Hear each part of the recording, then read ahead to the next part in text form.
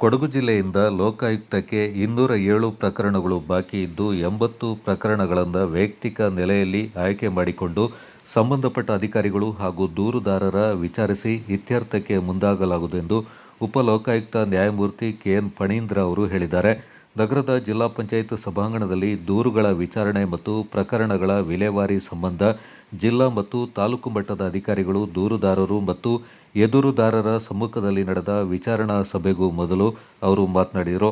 ಕಾನೂನಾತ್ಮಕವಾಗಿ ಕರ್ತವ್ಯ ನಿರ್ವಹಿಸಬೇಕು. ದೇಶದ ಅಭಿವೃದ್ಧಿಗೆ ಎಲ್ಲರೂ ಕೈಜೋಡಿಸಬೇಕು. ಸಮಾಜದಲ್ಲಿ ಹುಟ್ಟಿರುವ ಪ್ರತಿಯೊಬ್ಬರಿಗೂ ಉತ್ತಮ ಜೀವನ ನಡೆಸುವ ಹಕ್ಕು ಇದೆ. ಆ ನಿಟ್ಟಿನಲ್ಲಿ ಸೌಲಭ್ಯಗಳನ್ನು ತಲುಪಿಸಲು ಮುಂದಾಗಬೇಕೆಂದರು. ಪ್ರತಿಯೊಬ್ಬರಿಗೂ ಸಾಮಾನ್ಯ ಬದುಕು ನಡೆಸಲು ಬೇಕಿರುವ ಕನಿಷ್ಠ ಸೌಲಭ್ಯವನ್ನಾದರೂ ಕಲ್ಪಿಸಬೇಕು. ತಾಯಿ ಗರ್ಭದಲ್ಲಿರುವ ಮಗು ಯಾವುದು ಅಂತ ನೋಡುವಂತಿಲ್ಲ. ತಾಯಿ ಮಗುವಿನ ರಕ್ಷಣೆ ಅತೀವ ಮುಖ್ಯವಾಗಿದೆ ಎಂದರು. ಸಾಮಾನ್ಯ ಜನರಿಗೆ ಸರ್ಕಾರದ ಸೌಲಭ್ಯ ಕಲ್ಪಿಸುವಲ್ಲಿ ಎಡವುತ್ತೇವೆ. ಜನಸಮೂಹದಲ್ಲಿ ಒಳ್ಳೆಯ ಅಭಿಪ್ರಾಯ ಇರಬೇಕು. ಸಮಸ್ಯೆಗಳು ಹೇಗೆ ಉಂಟಾಗುತ್ತವೆ ಎಂಬುದನ್ನು ಅರಿತುಕೊಳ್ಳಬೇಕು.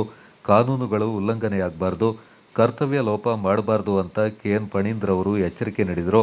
ನಿರ್ವಹಿಸುವ ಕೆಲಸವನ್ನು ಸಮಯೋಚಿತ ಹಾಗೂ ಸಂದರ್ಭೋಚಿತವಾಗಿ ನಿರ್ವಹಿಸಬೇಕೆಂದು